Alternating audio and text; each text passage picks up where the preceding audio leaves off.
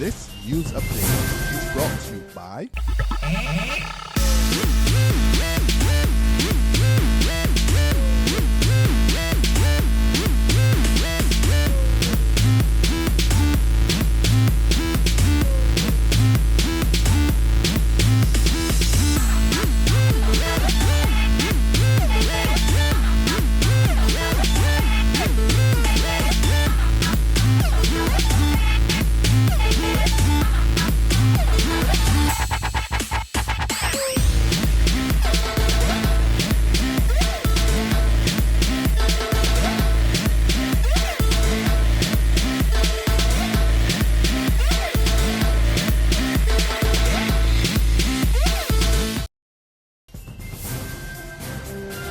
This is the Noon Barbados Today update for Tuesday, August 12th, 2014. I'm Don Parris. Good afternoon.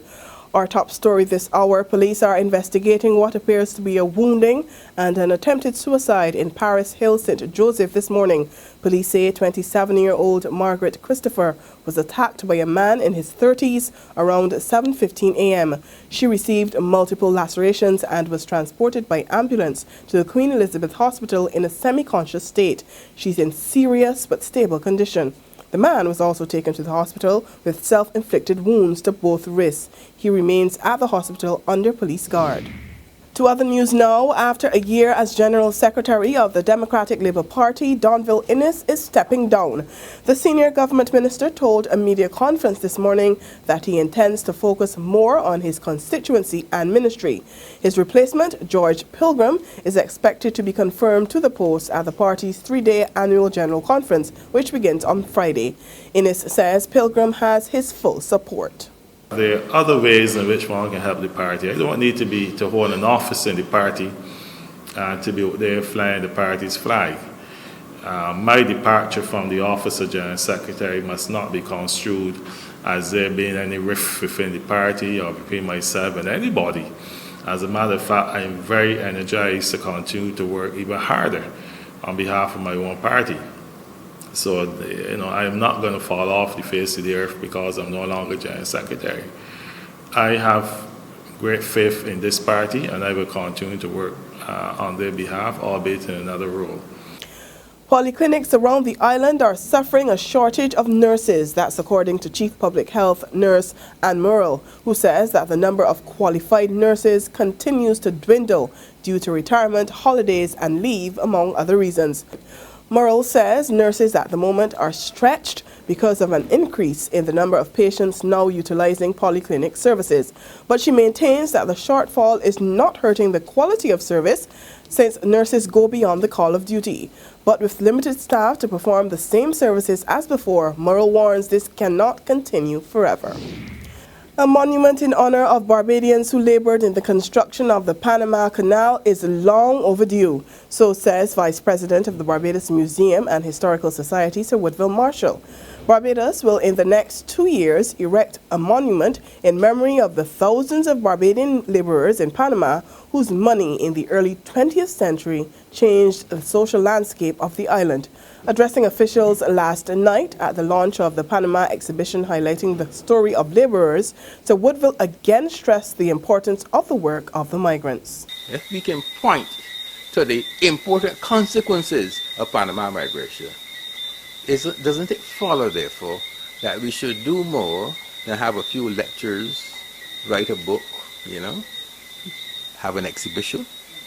Should we have a permanent memorial? I'm very pleased to hear the minister say that this proposal is back under consideration. It was under consideration about 10 years ago, and for reasons that I do not know, it disappeared. But it is important, it seems to be important, that we as Barbadians, and even if you're not Barbadian, should be reminded, if you are a visitor and come here, about this important episode in our own history. There's regional and international news after this short break. Hi, I'm Red Plastic Bag.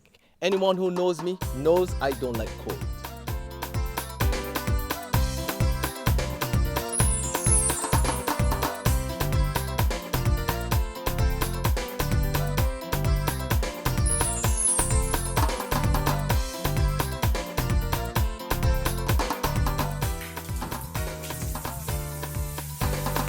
Sunshine reigns in my country. I love it. Get your sun power. And we continue with news from the region now. The Trinidad and Tobago Parliament has approved legislation limiting a Prime Minister's time in office. That new law, which was passed in the wee hours of this morning, calls for Prime Ministers to serve only 2 terms in office. It also provides for a runoff in a general election in the event that a successful candidate fails to secure 50% of the votes. But the bill, which was tabled by Prime Minister Kamla Prasad-Bissessar, did not get the backing of 2 of her senior government ministers. One minister abstained from voting, while Foreign Affairs Minister Winston Dukuran maintained that he could not sit idly by and, quote, allow the next generation's interests to be compromised by the politics of today, end quote. The bill will now go to the Senate for debate. On the international scene, 9 people were injured today as riot police and residents clashed in northern Colombia. Several schools and businesses remained closed as angry residents took to the streets, blocking roads with flaming cars as they demanded that government provide more support to lessen the impact of drought conditions affecting the region. But the government is adamant that it has done all it can to ease the water shortage. More than half of Colombia's population does not have running water, and reports indicate that some communities have not experienced any rain for as long as 2 years. And that's where we end our noon update today. We'll be back again at 6 this evening. Until then, remember to log on to www.barbadostoday.bb, subscribe to our e-paper and our email updates, and like us on Facebook. You can also catch us on Izumi Media in bus terminals or screenplay at supermarkets and gas stations near you for all the latest news and sports. I'm Dawn Parris. This news update is brought to you by